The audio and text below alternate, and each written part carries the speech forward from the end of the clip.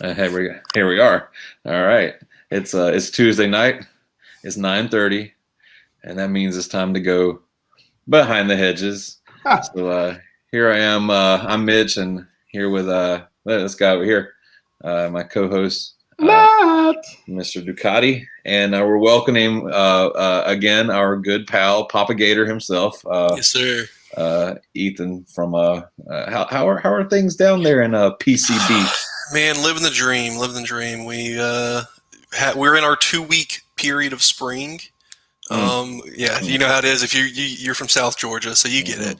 Yeah. You have that late February to mid-March time period to where the bugs still haven't hatched yet. The humidity's still bearable, and the temperature is about 70 degrees. Dang. In about 3 or 4 weeks, it's going to be 85 with 60% humidity, and the bugs it's just going to be miserable. But right now, it's perfection. Basically, y'all are in the sweet spot. Yes, sir. It's this time of year makes you, when I visit, I'm like, could I move back south? Yep. That's exactly. We had some pretty decent weather today. I mean, this was the first time we've had temperatures hit the 60-degree mark. 70 tomorrow, baby. 67, 68, at least here in Lehigh. I don't know about where y'all up in the mountains. It's about that over here too. But man, oh man, has it ever been cold and snowy for the past little while. And it's looking like our temperatures are going to drop a little bit after this little false spring or whatever, Punxsutawney Phil hangover, whatever you want to call it. Anywho, we can talk about the weather. Nah, I'm good. Or we can talk about something else near and dear to all of our hearts, and that is them damn Gators. And this came at the request of our guest last week, Caleb. Yes, Caleb. We were like, hey, who you want us to tackle? And he let me hear about them Florida Gators. So here we go. Trying to get prep was kind of difficult because, guys, to be honest with you, and I know the night is young as far as the off season.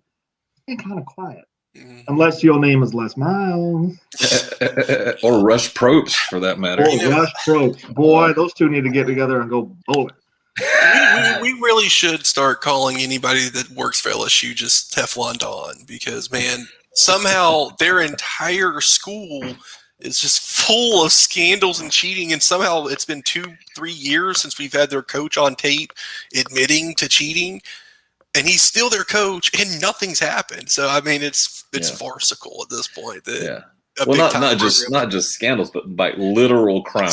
You know what I mean? Like nasty. Like we don't even want to touch that with a 10-foot pole type of stuff. There's a Clary Act violation being investigated now against, I believe, the current regime. Then you got the bombshell about Les Miles, who got fired from Kansas today or yesterday. Oh wait. Mutually agreed to part ways. Oh, the mutual parting of ways. There's been a lot of that going around lately. Jim McElwain and Florida mutually agreed to part ways. Right. I mean, back to the point. Unless you're a LSU Tiger, been quiet. So I mean, there's not much. Which let me just point this out. If there's no news during the offseason for Georgia fans, that's great news. Usually, it's an arrest. It's a suspension. It's a transfer. Somebody beats up their girlfriend. Somebody quits the program, burns the school down. So stay quiet in Athens, please. Now that we play you guys at the end of October, the Spurrier quote isn't really applicable now. But he said he used to love playing Georgia at the first beginning of the season because they'd always be down a couple of guys with suspensions. And it was always like good guys too. It wasn't like the third, fourth string kicker. It was like defensive team captain. For us, after 4 seasons, 3.5 seasons of McElwain, and then Mullen being who he is, having an off season to where there's no smoke, there's no literal fires yet, it's a big relief so far. But as they say, it's only March, man. Signing day was a month ago, and we're acting like we've made it into the doldrums of Fulmer Cup season. Well, I guess what's really sort of interest to us as a Georgia fan, and possibly to you too. I don't know how much you follow recruiting, Ethan. Probably a lot, though. I would imagine. Yeah. Too much for a Florida fan. Yeah. The next 3 weeks appear to be very important weeks for the 2022 class.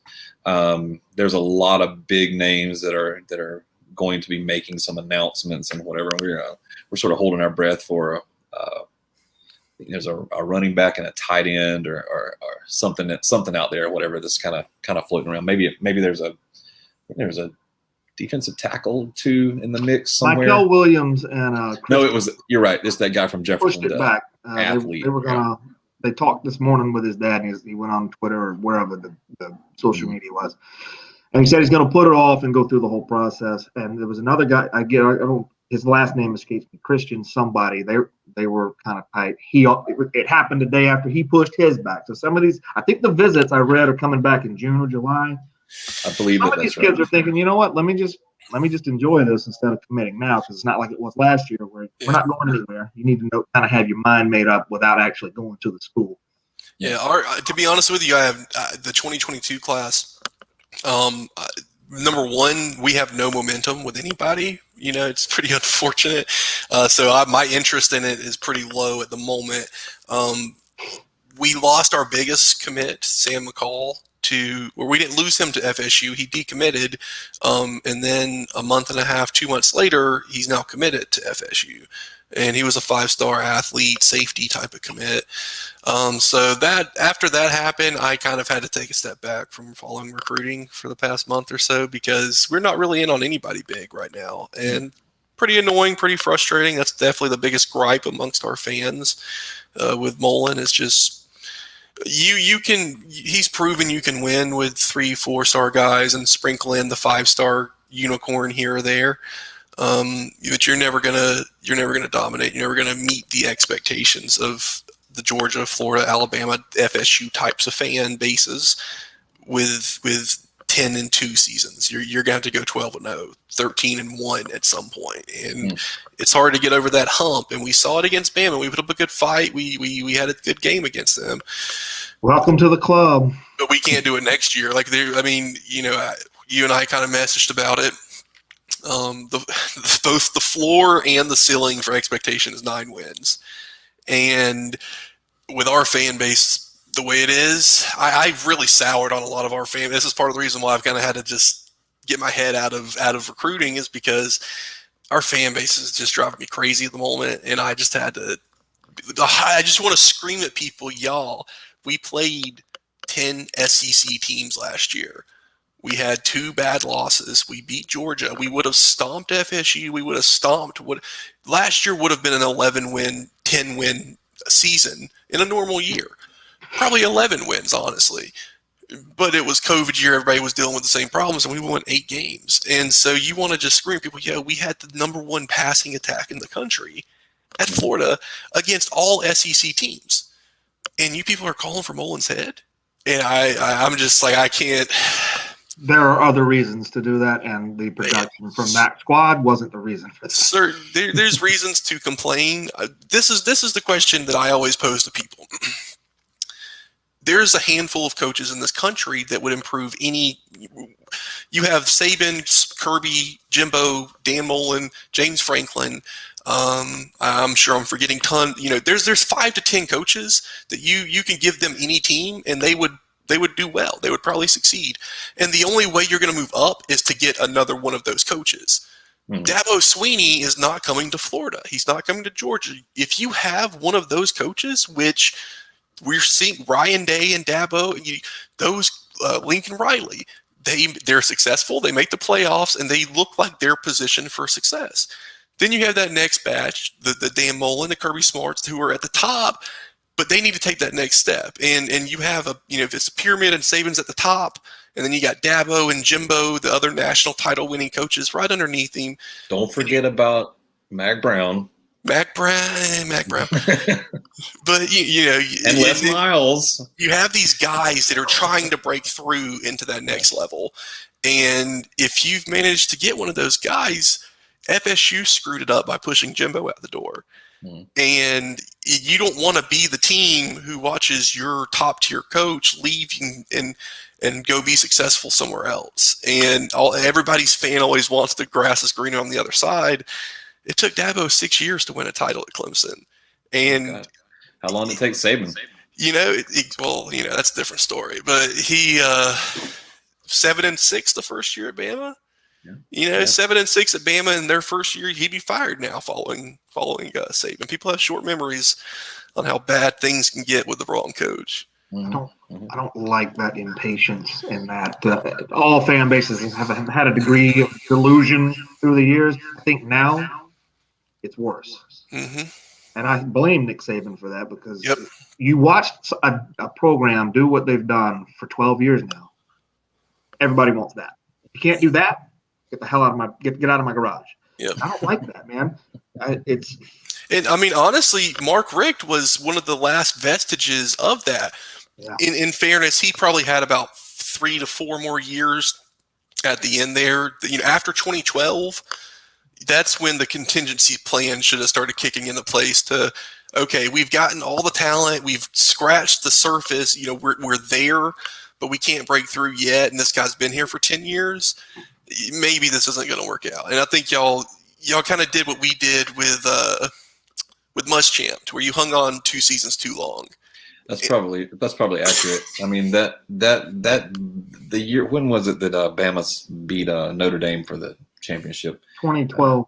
2012, yeah, because that was the year that really and truly there was the difference between Georgia and Bama in that year was just this far. Once again, it came down to like 5 yards. I mean, it can't. Chris Conley, if he misses that pass, we might have another shot. Yep. But he brings it down in bounds. Remember? Get tackled in bounds. Man, what a tough break, because you train him to catch the ball, but he should have let that one go. It was. Yep. But then it didn't matter. It didn't matter who won that game, because whoever won that game was going to go and just rub Notre Dame off the map, right? Mm-hmm. And that's precisely what happened. I mean, I remember talking to a Notre Dame fan that year, and I was like, man, he was like, oh, tough break for your dogs. We'll take care of Bama. And I was like, Bama's going to hang. I was like, Bama's going to hang 50 on you, right? And you guys dealt with that in 2012. We had that in 2009. We lose the Bama in the SEC championship game. Tebow's crying on the sidelines. Mm-hmm. That Florida team that hung 63 on Louisville, we would have beaten Texas with or without Colt McCoy. That would have not mattered, just like it didn't matter for Bama. Mm-hmm. I mean, we've seen that bottleneck in the SEC with both of our teams, to where they would beat maybe all but 3 to 5 teams in the country. It just so happens that 4 of those teams are in their conference. Sure. Yeah. And it happens in recruiting as well. Yeah. You signed the number 5 recruiting class in the country. Congratulations. That's 4th in your conference, right? Exactly. So, and then that speaks to the expectation, the fan expectations too. We signed the 4th best team. Got to win with them. Yep. Okay. So anyway, let's talk about some arrivals and departures for a second here. I think it's pretty well documented that Florida's losing a lot, particularly offensive players. But maybe you can fill in some gaps for us. We all know about Trask. We all know about Pitts and Grimes and Tony. You guys are losing a couple of linemen. Is that right? We have our entire right side of the line coming back with Gene Turnstile DeLance, as the fans like to call him, because he does not do a very good job at times. And then Stuart Reese, who is just a humongous human being. He transferred from Mississippi State last year as a grad, and then he's using the extra year, the freebie year, to do a 6th year this year. Okay. Then at center, we're losing Brett Heggie. He's probably undrafted free agent, but he might make a squad. And then we have Ethan White, who should be replacing him. And then on the left side, so they've swapped Stuart Reese to left guard, and they are putting Joshua Braun. You guys may remember Joshua Braun. Yeah. Mm-hmm. That he's going to be our right guard most likely. And then Richard Garage, who he was kind of our floater last year. He kind of would play left tackle, left guard, right tackle. He's going to be taking over left tackle duty. So we're losing 2 linemen. Didn't you have what was that Forsyth guy? There's he was our left tackle. Yeah, he was. Yeah, is he going to the league? Is he? He'll probably be a late round draft pick. He's a legit 6'7", 310 type of guy who has those huge long arms, and NFL teams will probably take a flyer on him. And for me, I personally, our offensive line, I feel better about going into next year that I have really since Mullen's been here. Heggie was a kind of average guy. He was good, but he was serviceable. Ethan White, he's one of those guys. I'm not sure if I'll have to send you the picture, but he came to school about 4'10", and within his first 3 to 6 months on campus, he shed about 60 pounds. Damn. But he kept a lot of that strength, and that seems to be sort of what our program has been going for. We have a guy on campus now named Desmond Watson. He's kind of been on Twitter a little bit here and there because he's 6'5", 432, and yeah, there was a time to where a 400-pound player it was a no-go, especially at a big-time program. But part of it is he's looked good. I mean, he's obviously just gigantic, but it's not. It sounds kind of cliche to talk about your players like this or whatever, but it's not bad fat the way you would think. Obviously, he couldn't play. He couldn't play 50% of the snaps. He's not in good shape. He's gonna probably get down to probably 380 or 370, but his thighs are this big around. It's not his gut and stuff. I mean, he has a big ass, big thighs, what you're looking for in that Vince Wilfork type of space eater. He's got a lot of people excited. He's probably one of those guys that you see during spring training and you're just like, oh my God, we found him. He's here. And then he doesn't play at all his freshman year. And you're kind of like, what? He tore everybody apart. And then, you kind of remember that freshmen don't really play that much like you expect them to. And he that's sort of more of the project. The big guy, in terms of offense, Jacob Copeland is going to be expected to take over that Kadarius Toney type of role. He's similar build. He's actually probably a little bit bigger than Toney. Toney just has those rubber band ankles that he could just change direction. Like, it didn't make sense. Mm-hmm. Copeland probably has better straight line speed, but they're both kind of that slot receiver, end around type of guy. He's going to be taking that role. On the outside, we're going to have Xavier Henderson, who is CJ's younger brother. He played a good bit last year, but behind Grimes and Toney, he was usually the other outside receiver. And then we have Justin Shorter, who former number 1 wide receiver in the country, transferred from Penn State. He played a good bit last year as well, but him and Xavier should be on the outside with Copeland down in the slot. And then running back. Our running backs are pretty much completely intact. We're not losing any running backs. We have gaining DeMarcus Bowman, right? DeMarcus Bowman, yep. And right now we honestly kind of have too many people to tote the rock, which has kind of been Mullen's MO as a coach. When he was at Florida, when he was at Mississippi State, he would pretty consistently have 2 to 3 guys getting 10, 15 carries a game. You might have a guy crack 1,000, but then you're going to have 2 guys with 600 and another 2 with 400. And kind of seems like that's where we're going to go for. I think we're going to be a lot more 50-50 balanced this year, taking advantage of Emory being more athletic. Me personally, I'm pretty excited for it because I feel like this is going to be the first year that we actually get to see Dan Mullen's offense at Florida. I mean, We've seen him adapt his offense to what Florida has. Now we're going to get to see his offense with his players at Florida.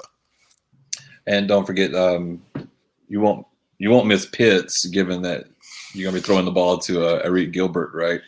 Oh yeah. So one bit of drama in the offseason was this: is it Eric or Eric? Eric. I don't. Let me say this, man.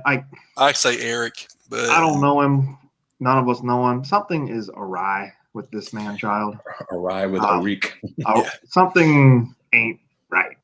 He was 100% on the crystal ball going to Georgia, went to LSU, got homesick. Then he was 100% on the crystal ball to transfer to Georgia, went to Florida, and then transferred from Florida. And I heard it was grades. That's what I heard. Yeah, that's what he never even made it to campus. I mean, that's the one thing that's kind of bothered me is that people are just like, oh, he took one step and didn't like what was going on. He couldn't even I heard he didn't even qualify. Yeah. So okay. One of the tropes that our fans like to talk about with recruiting is the academic standard at Florida. I will tell you, as a former Florida student, the academic standards at Florida and Georgia, not different.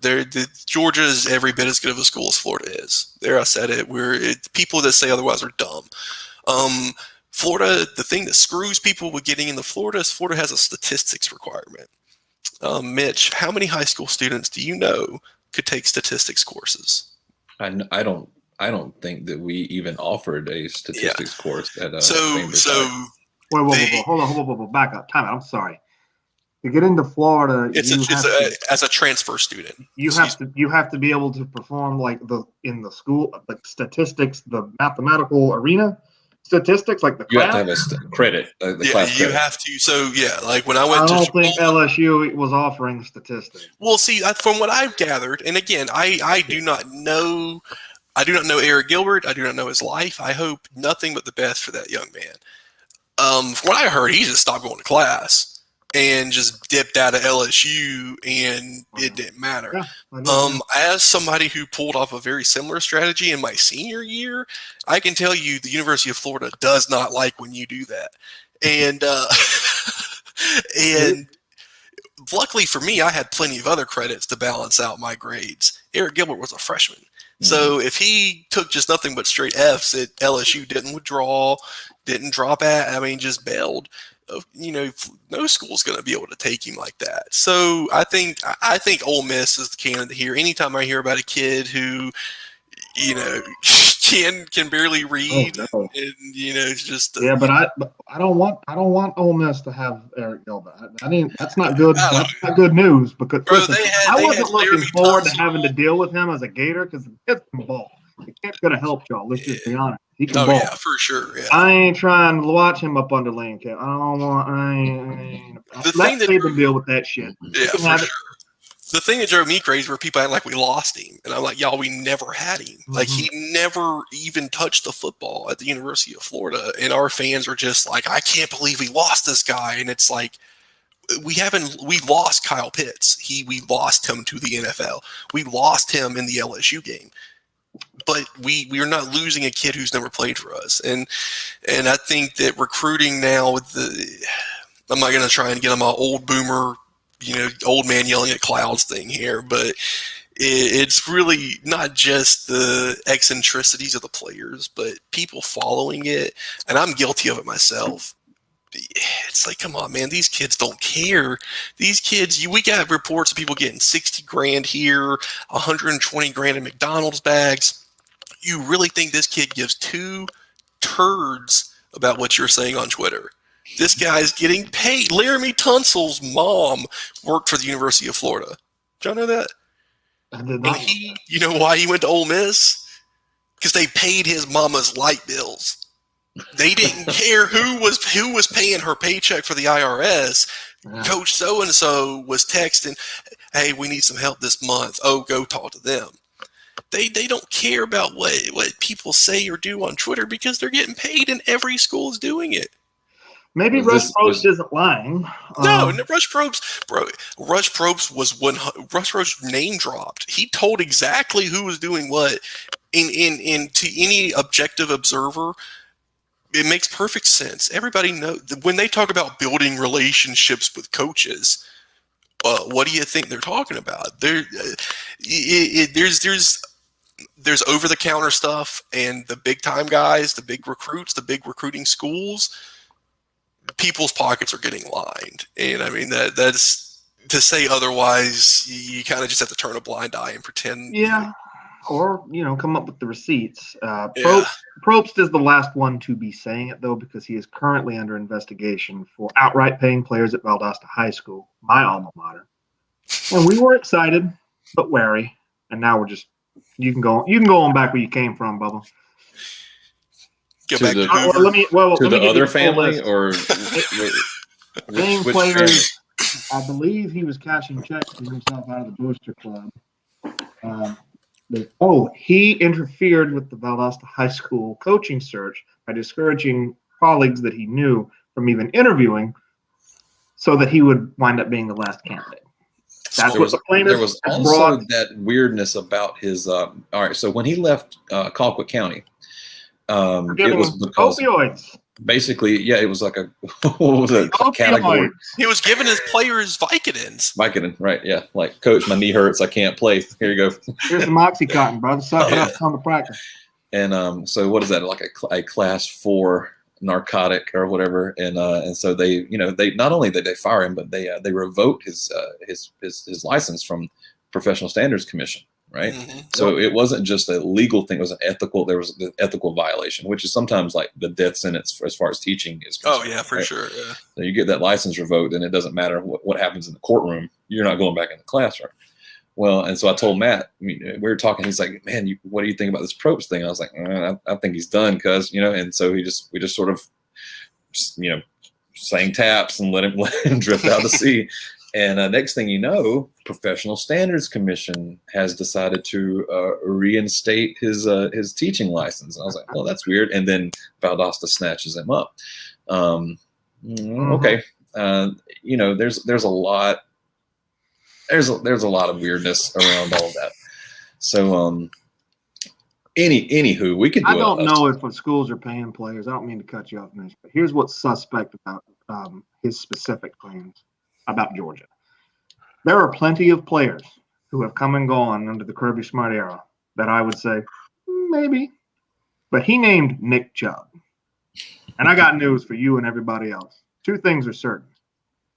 3 things are certain. Death, taxes, and Nick frickin' Chubb is not the one who's taking money. I kind of feel the same way, honestly. Why not, though? You're going to tell me that he would take $180,000 to come back to play at Georgia and blow his knee out again and give up a couple of million he would have made to go pro? Get out of my dude, he would have lost a lot of money, though. He wouldn't have been drafted high. He was a running back who blew his knee out. He had to come back and prove it. He would have made millions in one day, or he took $180,000, which is illegal and against the rules, to play for one more year and with a bump. It's not illegal for him. I think that's a ridiculous scenario, and I that's the one guy you could name, and I'd be like, you definitely have a valid point. Yeah, he would have made more money by going to the NFL, but it wasn't risk. I mean, what if he was a 6th round pick or a 7th round pick? Well, we now hindsight's 2020, but we know that he's a stud, and he's now one of the more productive athletes in the NFL. I do believe the NFL's got. There's incentives. There's ways for you to renegotiate and get more money. If he needed money, he said it. He responded to it. I mean, Nick Chubb doesn't tweet. He doesn't tweet, but he tweeted to this. He made it very clear. If I needed money, I would have just gone pro.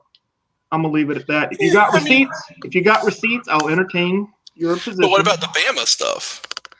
I don't know. Yeah. So you're certain about the Georgia stuff, but you don't know about I think let me try to shine a little bit of light on what Matt said. I don't believe it. That's my right. I don't believe it. I believe the premise that he's getting at happens.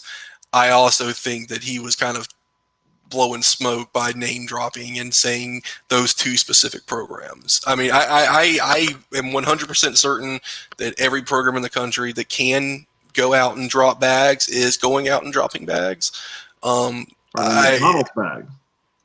Well, here's another thing to consider. Bags, yeah. Here's another thing to consider. Hold on a second. When things fell apart at Hoover, and Probst was sort of shopping around, there was a talk about him becoming, an Alabama assistant, some sort of offensive coordinator or positions coach or something like that, right? I believe that's when Saban went in the Kiffin direction, if I'm not mistaken, and sort of just said, I'm sorry, Rush, you go do your thing. And it's particularly since the whole there was a lot of dirt around Rush. I kind of remember hearing something about this on the Paul Feinbaum show. Telling a similar, And then when this past going into 2020, when we had not hired Todd Monken yet, there was maybe Rush Probst is that guy that will come in and be Georgia's offensive coordinator, get rid of Coley and all this. And I don't really think it ever got legs because again, they just don't want. Listen, I've told you, I've sat at a desk with Rush Probst before. I've been in professional development with the guy.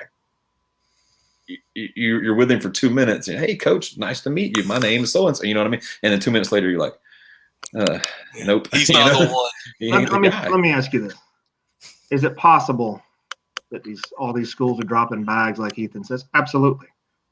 Is it possible that a man who had a secret family might also have the capacity to be bitter at jobs he didn't get and then name drop just to get back at him? Is it possible someone with no moral fiber might have that in them? We can ask the Tennessee, Alabama guys about what happens when somebody gets spurned and wants to be a little bitter. And they all thought he was lying too. And look at Nevin Shapiro at Miami. You let somebody get bitter and feel a little spurned, a lot of skeletons start to come out of the closet. And but let's be real here. Let's just pretend that everything. Let's just pretend we never heard anything from Rush Probst. Who is the single best recruiter that we have ever seen in our lifetime? Nick Saban. No. Jimbo Fisher's very good. Kirby Smart's very good. Jeremy Pruitt was damn good. There's also all of these little pitter-patters scattered around in Nick Saban's former coaching tree of a good amount of malfeasance. And if there's one person that we know for a fact has the support of every single person in their state who isn't an Auburn fan, it's Nick Saban. And my personal, tinfoil hat theory here is that Saban knows what he's doing better than anybody that's ever done this. Dropping bags goes back to the 40s, 50s. And once coaches could do it, they were doing it. And the only thing that stops them was getting caught. Florida did it in the 80s. We got our butts handed to us. And supposedly we've been clean since then, but we ain't been clean. Nah. Yeah. So I think Saban has figured this out and teaches all of his assistants when they're ready to go get a new job. Look, this is how you do it, and you don't get caught. Because Jeremy Pruitt signing all these guys, he got caught this time. But you look at their recruiting classes, and it's just like Hugh Freeze's at Ole Miss. You're just like, wow, how is this school getting all these guys? It's a compelling point. And I don't know. My answer for Georgia is the same as it is for Alabama, Florida, Florida State, Oklahoma, SMU. We'll go back. I don't know unless I know. See, if I know, then I got Georgia and Florida and Texas and USC, they all get away with it. You know why? Because you can walk out your back door and throw a rock and hit a 3-star athlete. So it's like, you want to come to these schools? Okay, well, we're going to drop bags. We're going to get a 5-star, 3, 5, 10 5-stars. And it's not an aberration. It's not an outlier from their previous decade. But when schools like Ole Miss or Tennessee, who can't break the top 20, all of a sudden get top 5s, then you're head scratcher. And those are the ones who get they're the ones who get brought down. Everybody's like, oh, Alabama's too big to fail. They don't want to touch Alabama. They just know what they're doing. They know in the state of Alabama, and just like in the state of Georgia and Florida, whatever, there are people you can and cannot give stuff to trust in trust with your good faith. And that's part of being a coach in the SEC. And that's why Saban's rehabilitation school for coaches who can't coach good has been a resounding success, because he teaches these guys to look, man, here's how you can get an advantage and not get caught. Don't be so obvious about this stuff. And they're not Saban, so they slip up. Yeah, I mean, I know this is very tinfoil hatty. I'm convinced. I would love to see what Alabama fans have to say to you right now. I mean, we could pull up the sudden appearance of cars for Alabama football players and all the Ford Raptors roaming around Athens. Those mysteriously appear, around February, March every year. Once there's a big influx of new large human beings on campus. It's weird. They all get new cars. I'm sure that's magical. Florida, unfortunately, we give scooters. And in case you haven't noticed, scooters are just a death trap for 18-year-olds, because at least twice a season we have some starter who breaks their foot kicking a scooter, falling off a scooter. It's like, can you guys please just get Camaros? Like, come on. No, that's Richard LeCount. He had yeah. Well, his was serious. His was a little bit more than just tip it over like the idiot Star School do. And actually, to be fair, it wasn't LeCount's fault. There was somebody who was turning, and she hit him, and because she had the blinker on going in the other direction, and she turned against it or something like that. I saw the diagram of the accident scene. I was like, it's like a Judge Judy with a diagram. Right. I was like, why would you even do this? I mean, anyway. So let's pull this thing back on the road for just 1 second here. Everything we just said, though, is to be taken more seriously than anything Rush Probst says. You can't have a secret family hiding in the shed and we take anything you say seriously. So this is more an indictment on him than the bigger picture. I think this was more lucid, and you can trust us. Yeah, don't trust Rush. I tried to avoid the ad hominem arguments until I've met the homonym. You know what I mean? I'm like, that's a fair point. That's fair. Anyways, so all right. So we had talked about Florida and what's leaving on offense. Anything leaving on anything leaving defensively? It don't matter. Todd Grantham's your coach. That's all you need to know. Yeah, Torian Gray and Ron English both left, and that's probably the most addition by subtraction that we've had in a long time. Basically, Todd Grantham's a big part of the problem. He is what he is. We have him again. He can generate successful defenses.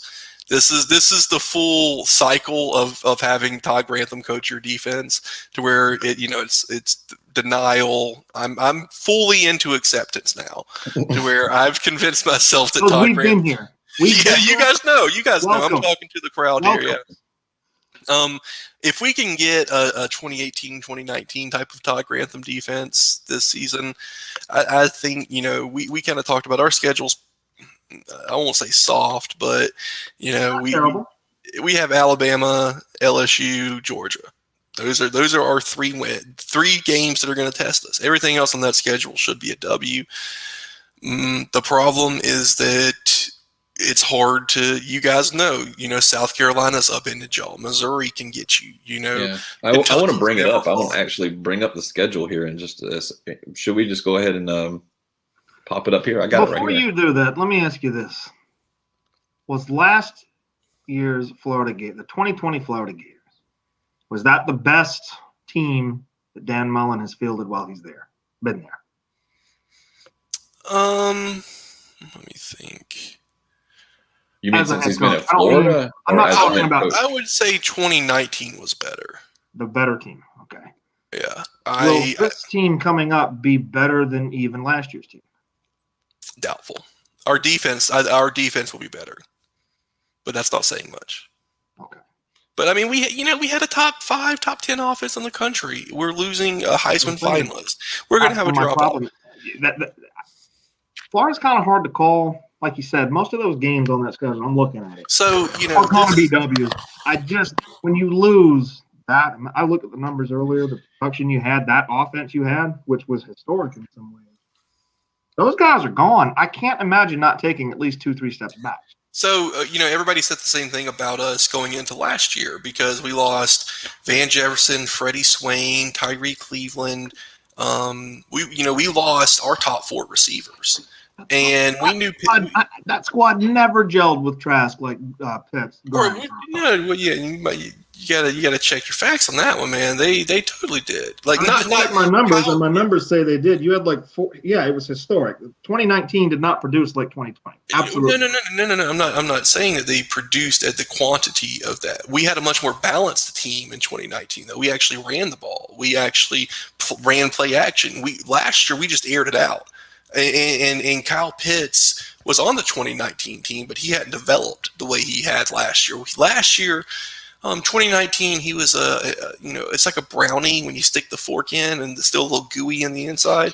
We had to let him bake for that extra 10 minutes. And 2020, he came out and it was just crunchy on the edges, soft on the inside, just what you were looking for.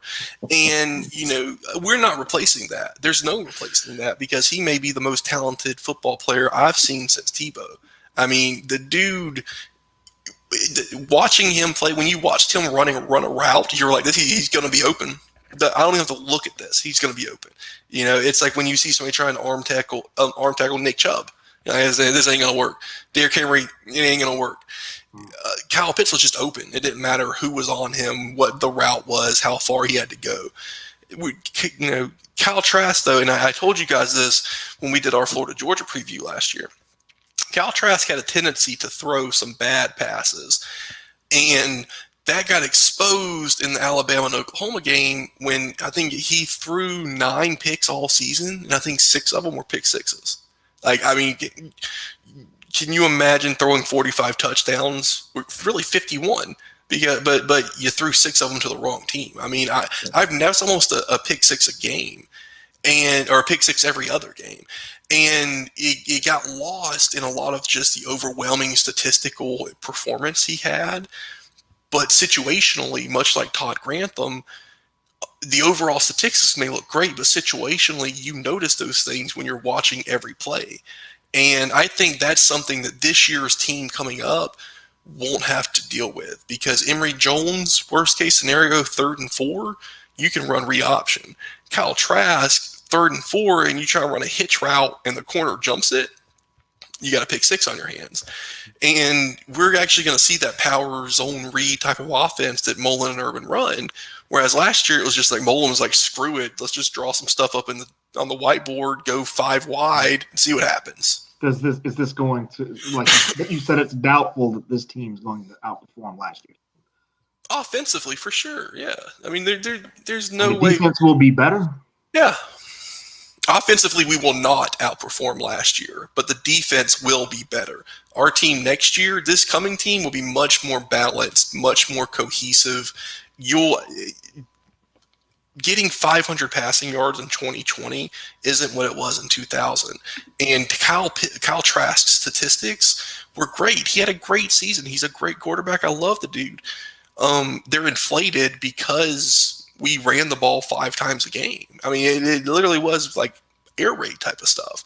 And I think if Emory has 2,500 passing yards and 500 rushing yards, I will be extremely happy with that over the 4,500 Trask had. Just because it's going to open up so much in those 3rd and 3, 3rd and 4 situations that we're going to be able to stay on track. We're not going to be entirely dependent on Pitts being Pitts. I mean, we saw it in our games last year in the LSU game. After he left against Georgia, he made our offense take it to that next level. And when he wasn't on the field, we could still make plays. We still had guys that could go, and Trevin Grimes. It wasn't the same though, yeah. And you know, Tony getting a 5-yard drag route and taking it to the house for 75 yards, that inflates the quarterback's numbers a lot. That score down there by your name, by your picture, if Pitts had been in the second half against Georgia, they could have easily probably hit 60 points. And honestly, this score worries me because you know what happened? We were up 38-14 at halftime. We scored 6 points in the second half, brother. And there was no reason to take our foot off the gas. I mean, there were. I don't think it goes to your point. It's a curse and a blessing. When Pitts is off the field for 2020 Florida, not the same team. It's not. Yep. I mean, it's just that's all respect to Pitts. Wherever you are, I know you're watching, as you should be. That's all kudos to you, man. That's a game changer. That's a game-changing talent. That when he's gone, oops, now what? Yep, and because he was Trask's, and this is where the warts. And again, I'm not trying to bash Trask. This is just more of like an objective. He had some problems to where he would hold on to the ball for too long. The first 4 games of the season or so, I don't think teams were expecting us to come out and just sling it. And after the first half of the first quarter of the Ole Miss game last season, I think Mullen was like, screw it. You know, he just went full Uncle Rico, let's chuck it over those mountains. Yeah, I saw it. And I think that after, we ran into Texas A&M with Mike Elko, and Mike Elko knows how to run some defense, and he had prepared for that. And we were up on him in the first half, and then that second half happened, and he game planned and he adapted, and they started stopping us. And you take your foot off the gas against an SEC team, and you get 28 hung on you in a quarter before you even know what happened. And especially if you throw a pick six in there. And, against Georgia, there was a pick six that literally Trask threw it right to one of your linebackers, and he dropped it. And it would have been, I mean, he would have only had to run about 30 yards, and it just hit him right in the hands, and he just dropped it. And I think maybe I played too many video games, but those short passes that the corner that's sitting in a flat zone can jump, those terrify me, man. So look at this. Let's take a look at this schedule real quick here, because I heard you say 9-3, but I want to actually look at some games here now. You folks start off with Florida Atlantic, so that it's a home game, so it's an opener against a lesser opponent. You guys should win that. Lethal simplicity, Willie Taggart coming in, and then you go to Tampa to play the Bulls. So that's when I totally forgot about this 2-1 that we did with USF forever ago until I looked at the schedule earlier, and I was like, wait, we're going to Tampa? Yeah. So 2 in-state opponents. So I mean, you can call them a home game and an away game, but really, I mean, you're in state, and then you go, then you get Bama in the swamp.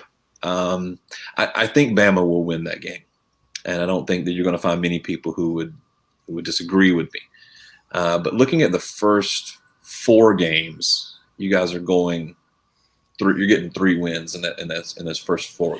Yeah, because y'all gonna beat the brakes off Tennessee along with the rest of us. That's a gimme this year. Tennessee is in bad shape. Yeah.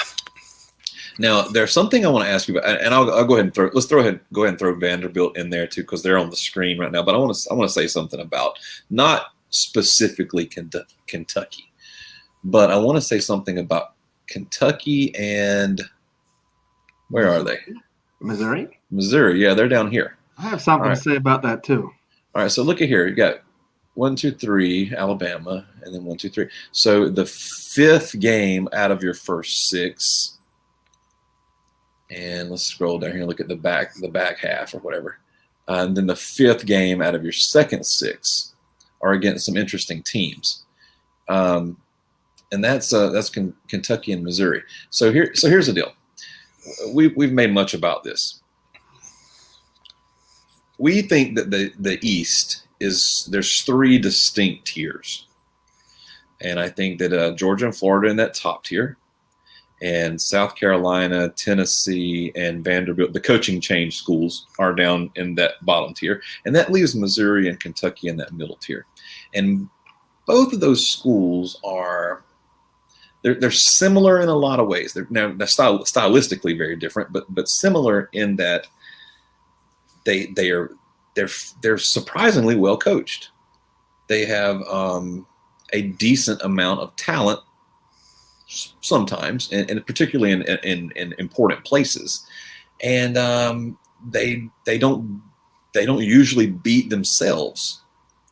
So they're going to feast on those bottom tier teams, I believe, and they'll probably play a good game with one another. Now the question is and I also think that both of those schools will probably wind up being bowl eligible into the season. Could either one of those teams sneak up on Florida? For sure. Pick one. I'm going to take Kentucky and Lexington. Yeah. If you scroll back up, sure. Let me see where we played Kentucky. So, honestly, let's be like I said, 9-3 is both the ceiling and the floor for this team. I think that everybody's expectation is 9-3, and that frustrates a lot of people because the expectation maybe should be 10-2 or 11-1 with this schedule. I mean, between Bama, Georgia, and LSU, when we're good, we would go 2-3, if not 3-3, or 3 for 3. It being the 4th year of Mullen's tenure and us being like, we'll probably go 0-3 in those games, it pisses a lot of people off. I honestly feel like this has all the makings of a 35-31 upset of Bama in our 3rd game of the season, only to lose to Kentucky in Lexington. Okay. And negate all of it. I mean, it for a team that we've beaten 34 3 out of the past 34 games, Kentucky still makes me nervous as hell, and they have for at least the past decade. I mean, since Stoops got there, I can't put they do the same to me. It's because they don't wilt. I mean, you have to earn it. You have to beat them. You don't walk out there and just push Kentucky around. They had me sweating last year and the year before that. And those dudes are big. And when I see Georgia, they talk about the first off the bus type of guys. When I see Georgia having 3 or 4 of those Darnell Washington types, that you look and you're like, God, I don't want to even go near this guy. Kentucky somehow, despite never signing those big 5-star guys, they'll just have 4 out of their 5 linemen, they're 325, and their D linemen, they just have some random guy from Indiana that they recruited over the border that just happens to be 350 but can run a 4.9, and you're just like, who the hell are these guys? And then they just mash you. It's like a triple option team almost, where they cut your legs all game, and then by the 3rd and 4th quarter, you're just sore and you don't even want to stand up. Kentucky does that, but it's just strength. They just mash you. And they were the team we had to play before we played Florida last year. They depleted us. You can send them a thank you note. They put us in that pencil sharpener, dude. And they ground us up. I mean, we were a mash unit coming in. I'm not saying that full health, full strength Georgia with Stetson Bennett at quarterback beats Florida. I'm just saying that definitely not the team that we marched out there on the field. And so, it is what it is. We shuffled our schedule. We normally have that off week before Florida. Mm-hmm. And then there was the COVID thing at Missouri, and then we had to play Kentucky. So Missouri and Kentucky snuck up and bit us last year in a roundabout way, right? And so those are 2 teams that maybe. I mean, you want to count them as a win. You want to say, we're definitely better than these teams. But those are teams that if they're looking for something to prove and they're trying to find a game they can circle on their schedule that they can win, it's the Florida game. You know what I'm saying? Like they're looking at Florida and thinking, we need to really bring our A game. I think you're going to get the best game from those 2 teams when you play them. And Kentucky in Lexington, the Commonwealth Stadium, Kroger Stadium, whatever the hell it's called. Kroger Field. Dude, that place, it's no joke.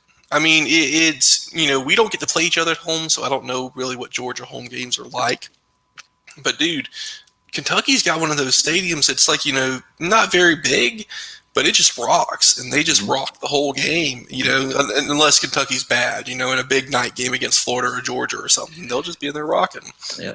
The other thing is that Missouri is also on the road. You got to go to Missouri. See, I feel like they don't really have much of what is it? Yeah, but it's a long way. It's a long way away. Listen, they've given us fits out there, man. It's not and it's always the noon game, and there's always just something weird about it. You don't really feel into it. You're like, I mean, Florida's been going out there since they traveled. I mean, it almost feels like you're watching like a Big 12 or a Pac-12. It really does. So I was just 12 game. You're like, what is this stadium? Who are these people? What are you doing? Why are we in Missouri? Yeah. And you should have sent them to like the Big 10 and given us Clemson or something. But it's funny because I feel like when Missouri came to the SEC, they were a really good team. I mean, they had those Gary Pinkel teams, and they came in and were just like, screw you guys, we can hang. They won the SEC East a couple times and just were like, whatever, we're here. Texas A&M, on the other hand, came in and was kind of a dumpster fire. They had Johnny Manziel, and he was kind of lightning in a bottle for a season or 2. But I feel like coming to the SEC has helped the SEC in terms of getting Texas A&M. And the SEC hasn't really benefited from getting Missouri, and it's just, and I'm not going to say derailed their program, but I mean, let's be real. Do you see Missouri making an Orange Bowl? They made it with Gary Pinkel in the Big 12, but they're not going to make it in the SEC, and they're kind of destined to that. Whereas Texas A&M now has second life and has that chance to be a premier program. But does Texas A&M have it because Auburn and LSU are sort of struggling right now? Is that why they have it, or? I don't think so. I think Texas A&M has always been kind of I'm not going to say a sleeping tiger, but they have the facilities, they have the fan base, they have the passion, they have the built-in talent, they have the money, they have every ingredient you need to be successful, as does Texas. And They still aren't back yet. So it's those teams just haven't figured it out. But Texas A&M, they have one of 4 coaches with a national title coaching right now, 5, whatever, a handful.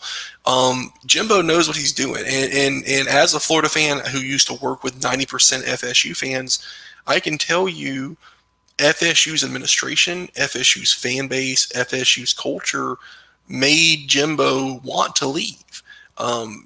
After they had Jameis and, they still went to an Orange Bowl against Bama.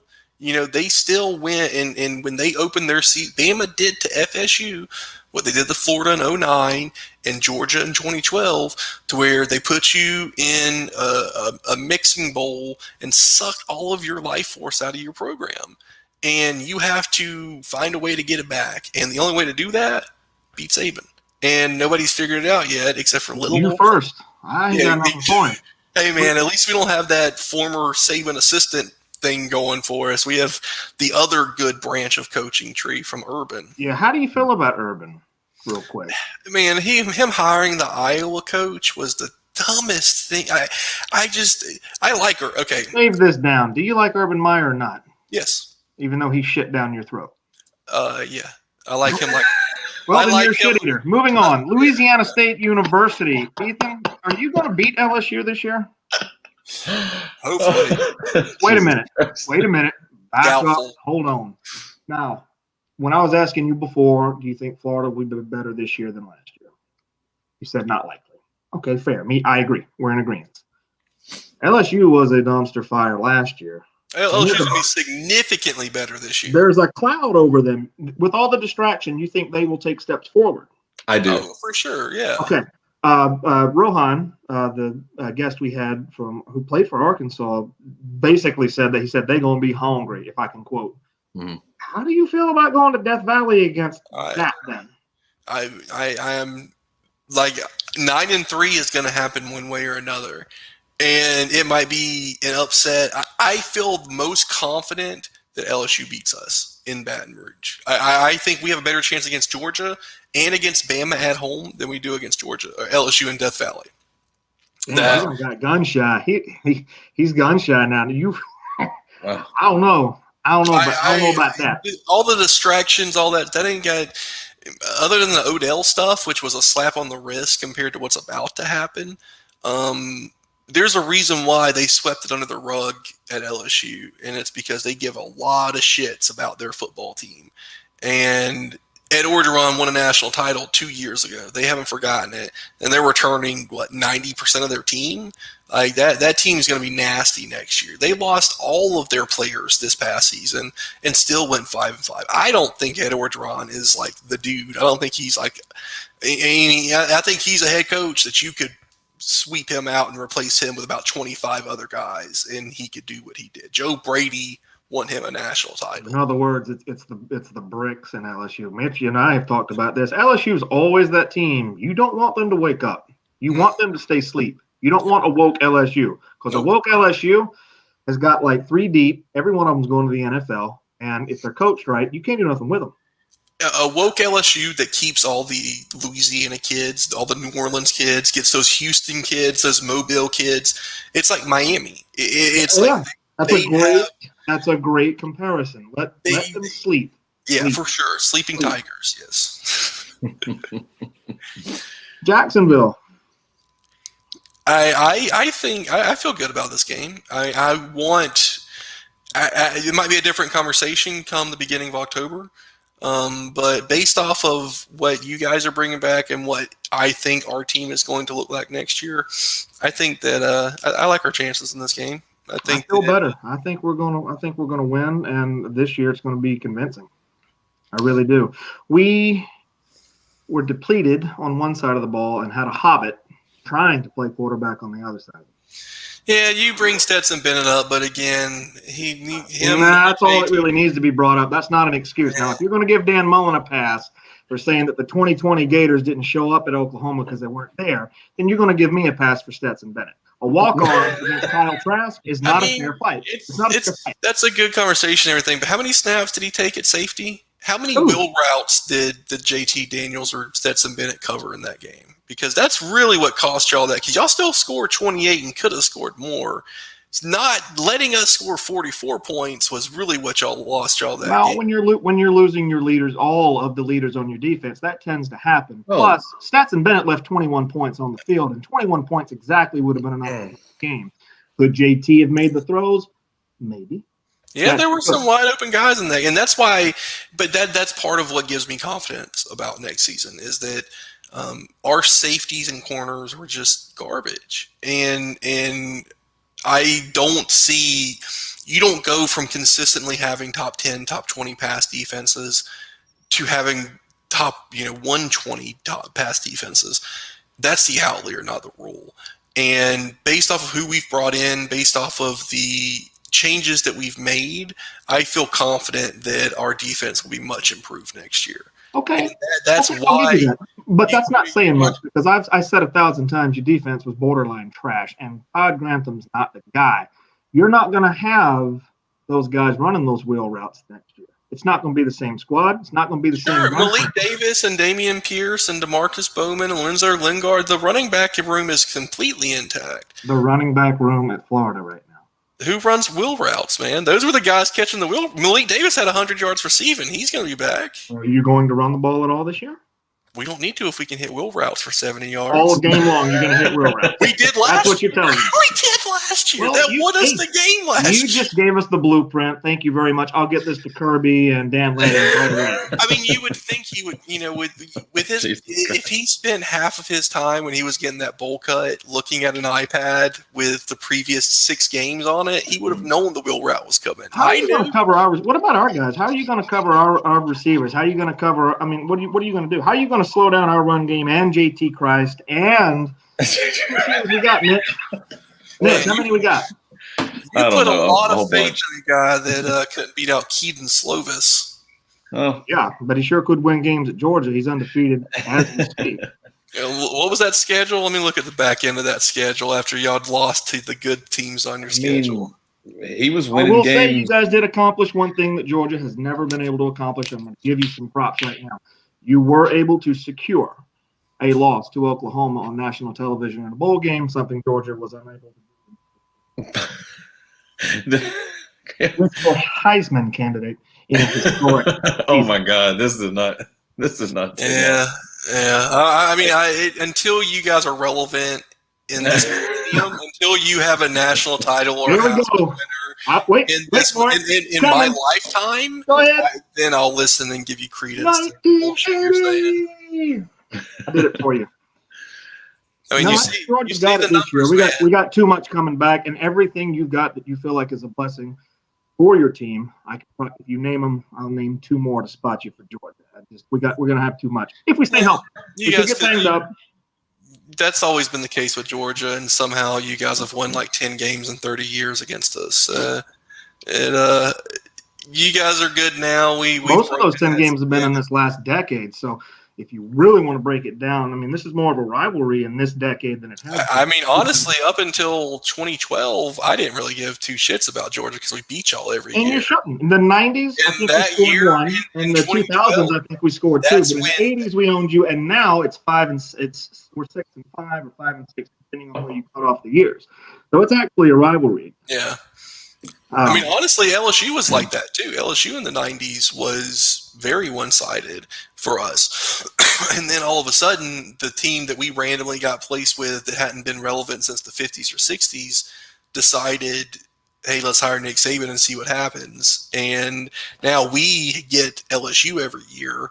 And that's been fun for the past 20 years because they've just thrown in a few national titles there. Speaking of which this brings me to my next question, and then I kind of want to talk about some of the players I'm excited about. We've been doing this for an hour, so I don't know how much longer you guys have, but I can talk all night. It sounds like you two could talk all night. I might just go out and before we do that, are we good jog? Saying South Carolina's probably a W, Sanford's probably a W, Missouri's probably a W. I'm gonna say Florida State at this point probably still a W. Okay, I'm saying my expectation is 9-3. I would not be at all surprised if we lose to Bama, LSU, and Georgia. I also wouldn't be surprised if we beat one of those teams and lose to Missouri or Kentucky when we shouldn't. I think that our team just isn't good enough to go past 9-3 this season, and if they do, it will be because Dan Mullen did what he did last year, to where he took a team that shouldn't be good enough and schemed up a game plan and scored enough points to win.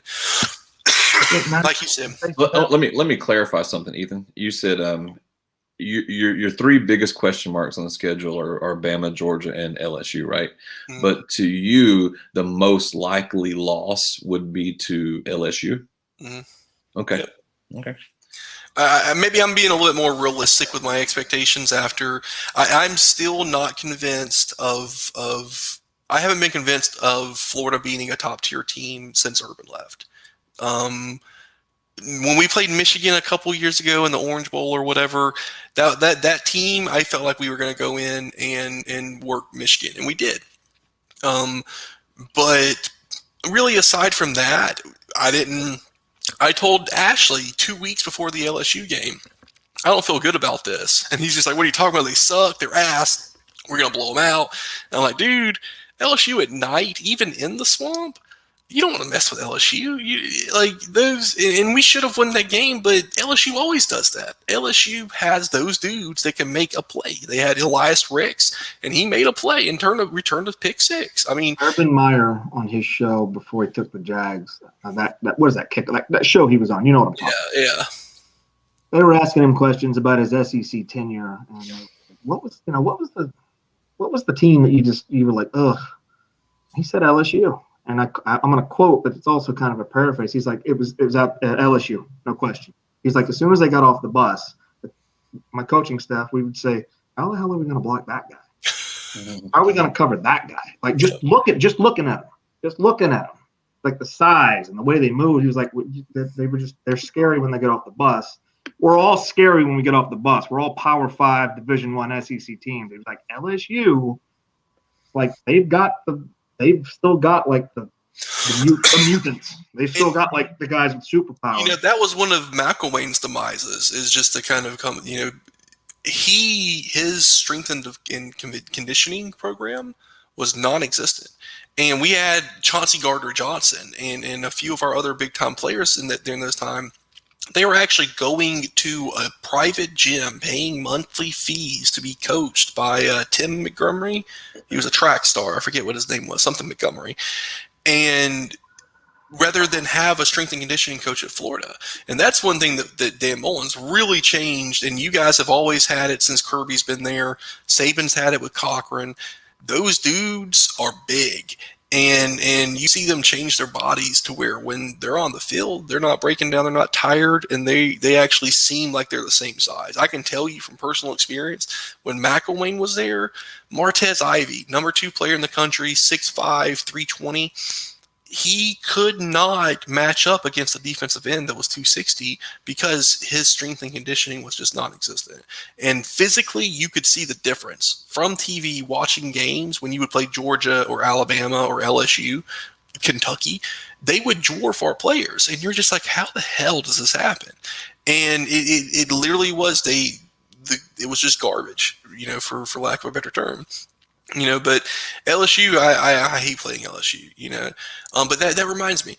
So to me, I feel like it's time we make Tennessee give up their Alabama rivalry and realign the divisions so that we can put Missouri in the West and bring Auburn to the East. I'm down.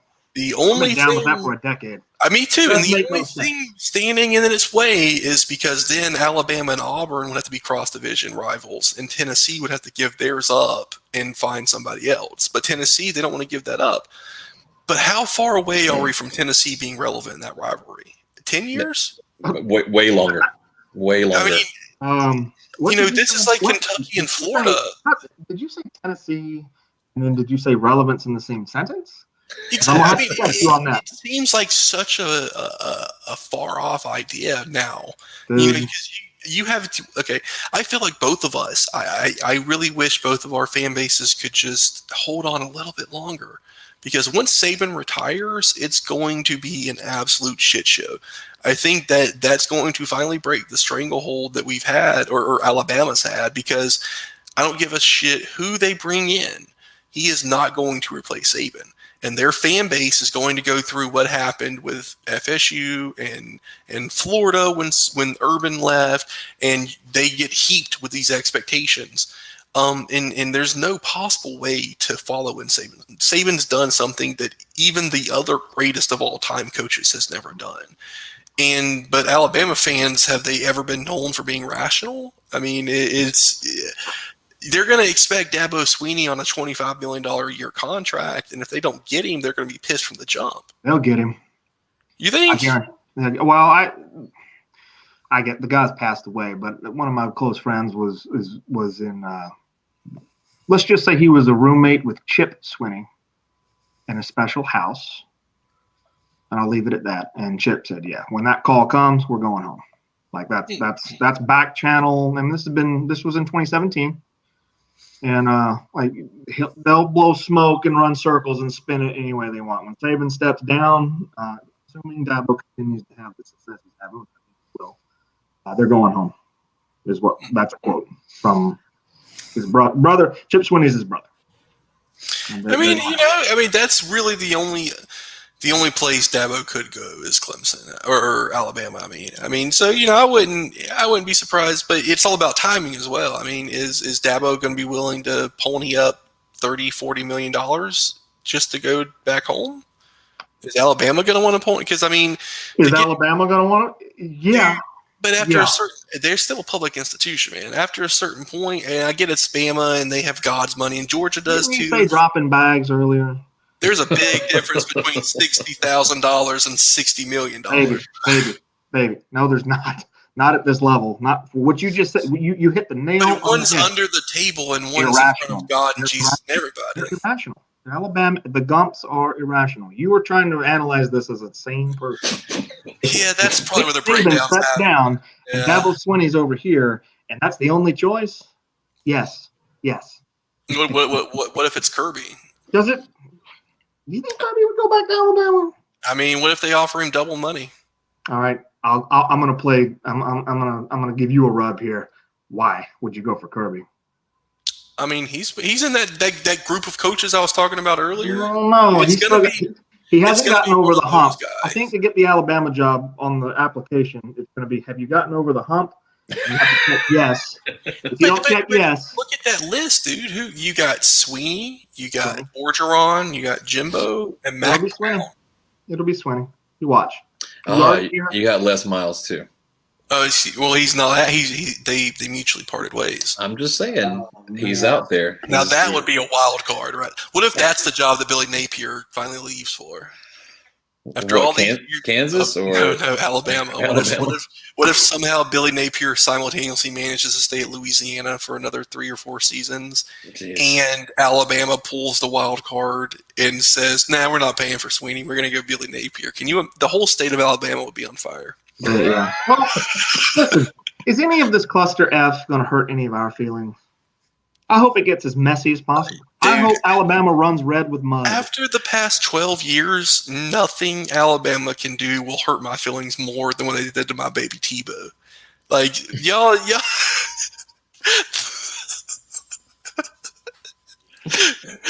That man deserves better than to be a meme of himself crying on the sidelines. He never did anything wrong, man. I don't hate Tebow at all, but God,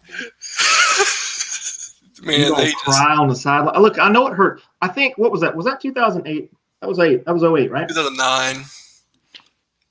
Was the game played in 09 for the two? So we beat them in 08, and then they beat 09 was their play. Okay. Yeah, we were both undefeated, and you caught them 1 year after the beginning of the dynasty, because the dynasty started the blackout game in Athens when we were like number 3 or number 4, and we're gonna wear the black jerseys and we're gonna show Nick Saban what's up, and they drug us out of the hedges into the ocean and drowned us. Do you know what Firefly vodka is? Mm-hmm. The sweet tea flavored vodka. Yeah, I learned about that day. Yeah, you did. Yeah. I was doing Shakespeare live Nice. I think I was too. During the game on the West Coast, and my buddy, who's an asshole from UCLA, had one of those phones back then that get scores. And every time I came in from a scene, he was like, Bama just scored. Bama just scored. Bama's up 33-10. Like every time I came back, I was like, dude, shut the fuck up. Pardon my Swahili, but shut the fuck up. Yeah, the drunkest I ever have been was the 2010 LSU game. Or this is the second drunkest I've ever been. The first time is a different story for off air. But I remember we could see the stadium and hear the lights in my buddy's apartment right next to campus. And they beat us. It's very hazy for me, but yeah, that was a terrible night. I cried for some reason. I don't know. I was like Tebow. I'm a drunk crier. That's why I don't drink anymore. To tie it up, I agree with 9-3. I think your losses will come to LSU, Bama, Georgia. Don't completely cut 8-4 out of your life, because I told you to pick one of those mid-tier teams. If we go 8-4, listen. I will say Florida will lie the third. There might be a little bit of a fight for you to get second, only because of Missouri and Kentucky. This man, you talked about how clearly there were 2 teams up here and then 3 teams down here and one. I just think you're going to take more of a step back than you think. They're probably going to finish third. I don't think so, man. I think so. I think you're taking more of a step back than you realize. Also, I don't know. I can't confirm this, and I've heard it, and it got real quiet. So Florida's done a very good job of keeping it quiet. There's nothing really. It got out once, and then it got quiet. And I'm not saying you're not a shit show. You're not a dumpster fire. Okay, it's not a critical situation. I remember reading that there's like a funk between Mullen and the administration over some of the antics last year. Can you illuminate if that's even true? And if so, to what degree? The only time I heard that was when the whole NFL thing was going on. And I believe Mullen's agent is Jimmy Sexton. I'm not sure if he is also Kirby. He's the agent for about half of the SEC. Yeah, he's the guy. Yeah. But he was he's kind of known for putting people's names out there to pipe up interest, get extensions, get contracts. Mullen's come out and said that he didn't interview for an NFL job. He didn't talk to the NFL about jobs.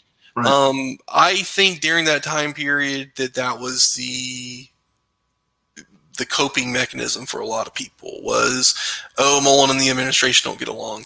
It's entirely possible. Mullen is a very weird guy. But again, I don't mean it. I want to be perfectly clear. I don't mean it that like they're butting heads and this is his, he's on the way out. That's not what I'm saying. I just think he did a couple of things last year they didn't care for. They spoke to him about it. He didn't care for that. Little seed. It's possible. It is. I think that the Pack the Swamp thing was the thing, and possibly even more so him doubling down on it.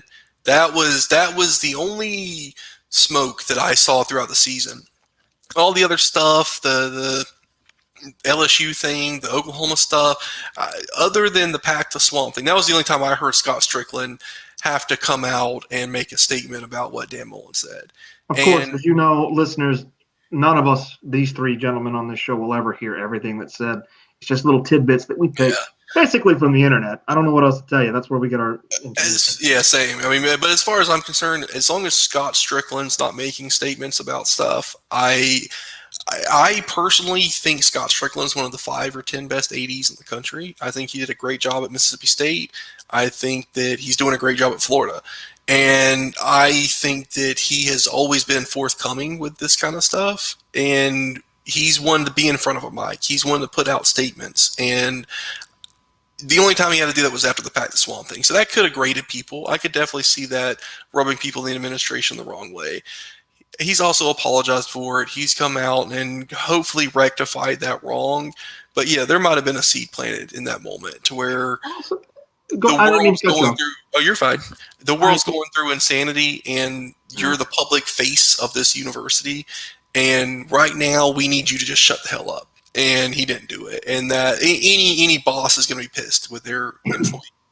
Going back to your thing about making the tiers and then where I had them placed. Listen, there's a razor's edge right now between second and third. I don't think it's a chasm between Missouri and Kentucky, or there's a chasm. It's not the Grand Canyon. Like you said, we just talked about it, how Kentucky makes you nervous. You don't know why. They shouldn't, but they do. Make you nervous for a reason. That kind of team can come in there and get that win they're not supposed to get. Mm-hmm. Or, at the very least, like bloody your nose and make you sweat and drink 3 more beers than you were planning on drinking to begin with. Like, it can't. I'm not. 9-3 is good. I think that's a safe bet. I wouldn't say there's absolutely no freaking way Florida loses 4 games. But see, last year you lost 4 games. Now one of them was in the postseason. Get that. And one of them was to Bama. That nobody was beating that Bama. Nobody. That's the thing. These defensive talks we have are going to change because I'm slowly, as much as I hate it, we're going to have to come to grips that at least in the modern day of college football, defense is on the back burner. I don't care who you're bringing back. I don't care who your guys are or my guys. I don't care about the experience. I don't care about the starting time. I don't care about the 5 stars or the 2 stars. These offenses are going in a direction where we're now seeing in 2 consecutive years teams that people who make their living talking about this game are saying are the greatest teams to ever take the field offensively. I don't give a shit who you have back there. I don't care if you resurrected Deion Sanders, Ed Reed, Warren Sapp, and, well, maybe LT. But you see where I'm going with this? Mm-hmm. Like, it's going to become an arms race. Who's the first to 50? Who's the first to 55? Whoever it is. And it's been that way for, at least the past 10 or 15 seasons, where you look in every season. I forget who I was looking at, but I think I was looking at Felipe Franks' stats or something, and he had about 2,600 yards in 2018, 24 TDs and like 6 picks. That's a pretty solid year. Mm-hmm. But in today's age, I mean, Kyle Trask had 2,000 more yards than that in 3 fewer games. I went back and looked, and, in 2006, Chris Leak had, like 3,000 yards passing and 25 touchdowns and 5 picks or so. And that was a national championship winning team. And in that time frame, we've gone from this 300 yards in a game is an achievement to 300 yards in a game is an expectation.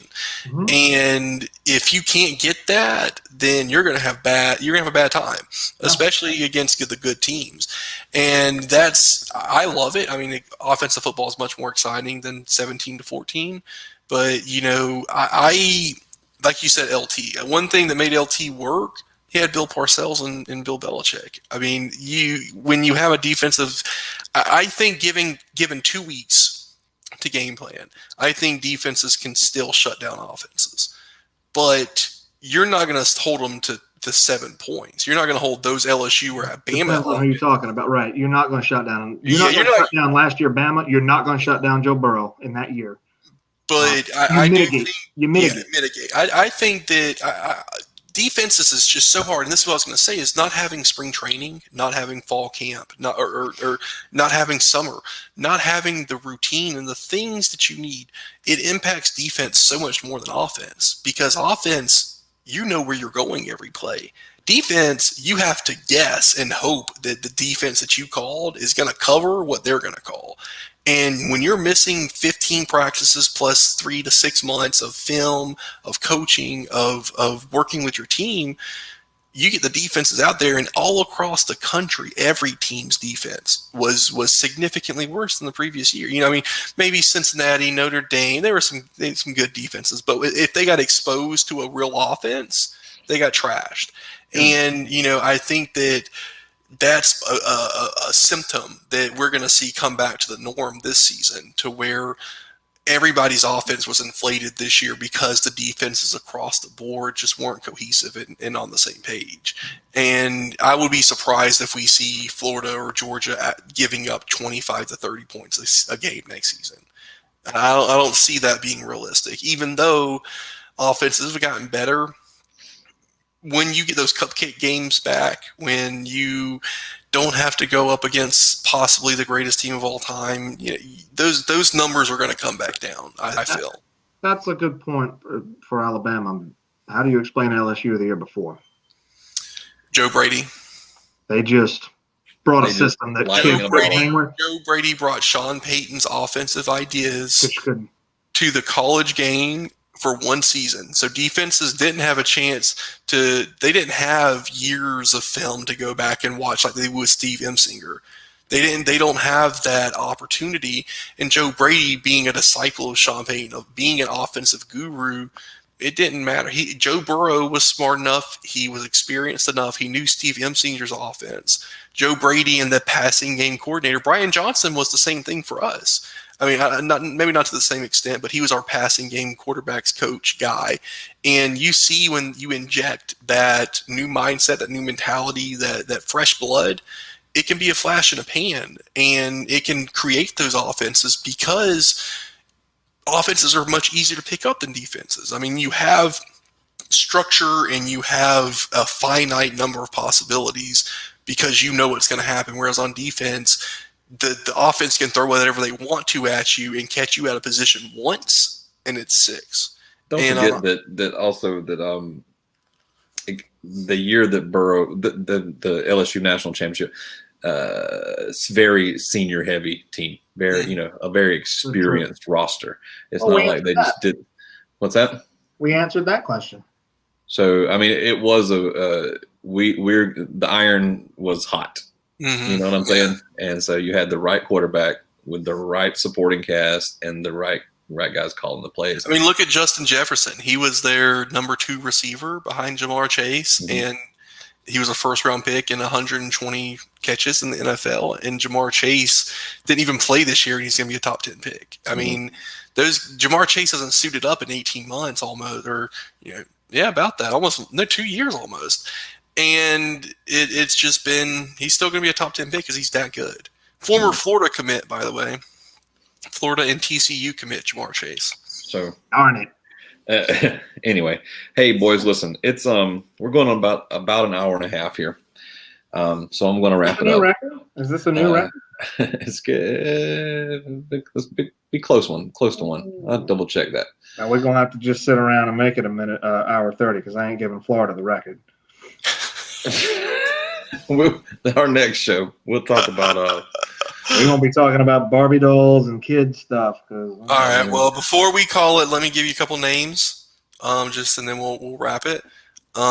New guys coming in. DeJuan Black is a JUCO transfer that should be arriving in May. That's the big. He was a 2018 commit, didn't qualify. All Gator, loves Dan Mullen. Really looking forward to this guy. Desmond Watson, we talked about a little bit. Now, this guy you just mentioned, what position? What is DeJuan Black? He plays linebacker, kind of strong safety, hybrid type of just stud athlete. Can just put him on the field. We got Jason Marshall, he was our highest recruit, 5-star corner out of Miami. Legit, 6-foot guy, 185, lock down your outside receiver and hold him down. Him and Kyrie Elam should be a really good duo. A couple of guys, Derek Wingo, he didn't play much last year. He should be a big contributor. Obviously, on the offensive side, DeMarcus Bowman, huge transfer from Clemson, 5-star guy from Lakeland who should have come to Florida. Clemson paid more. He ended up getting the bag and then saying, actually, this isn't for me. Going back home, I'm homesick. Kamori Gamble, I think that he has the potential to be a productive college tight end, not Kyle Pitts, but he'll lessen the blow a little bit. And then, Emory Jones, I'm excited for. Anthony Richardson is who I think is going to be that dude. He is like 6'5", 230, Cam Newton looking guy who can just sling it. He's a stud. He's from Gainesville. These guys, if Dan Mullen can keep these 4-star recruit quarterbacks coming in and sitting for 3 years, I think that we're cooking with Crisco, because these quarterbacks, they don't want to come in and sit. And if they sit for more than a year, they're going to transfer. Or, excuse my language, but they don't like handing the ball off good as fuck. So they're going to go and find something else. Take it to Ohio State and still not winning, Matty. Yeah. So if we can keep that going, we got a recipe for success, I think. So I feel good about our team. And there might be another Clemson transfer coming in. I heard it's a two-way battle between Florida and Georgia for Darion Kendrick. All ACC corner, man. That'd be really nice. They say if he comes to Florida, the selling point is opposite Elam, dangerous duo. If he comes to Georgia, he will be the big man on campus because he'll be as far as defensive secondary. Yeah, he'll be the selling point is you come to Georgia, you're the field general. You come to Florida, you know you got another guy on the other side that y'all can shut. Yeah, Elam's a stud. Elam's good. He's a first-round pick guy. So 90-minute mark in 10 seconds. So everyone, I'm going to sign this off. We'll meet again next Tuesday, 9:30, same bat time, same bat channel, new bat team. Who should we do? Well, you know what? Yeah, Ethan, why don't you pick? Who do you want us to do? Who's your options? I know you've done. We've done basically the East with the exception of Kentucky and Missouri. I want to see some Ole Miss if you haven't done them yet. Okay. Ole Miss. Done. Ole Miss. Done. Ooh. The Land Sharks. Here it comes. Ole Miss, though. Ole Miss. There's why Lane Kiffin just won't, metaphorically, die. He just won't die. He just won't die. Honestly, he looks just like Daniel Tosh, and his career is basically just like Tosh.0. It just never goes away. Mm-hmm. Oh, man. I've now seen the thing that cannot be unseen. You're welcome. All right, guys, I'm off. Y'all have a good night. Right. Good night. Good night. See y'all later. See you, Matt. Later, my friend.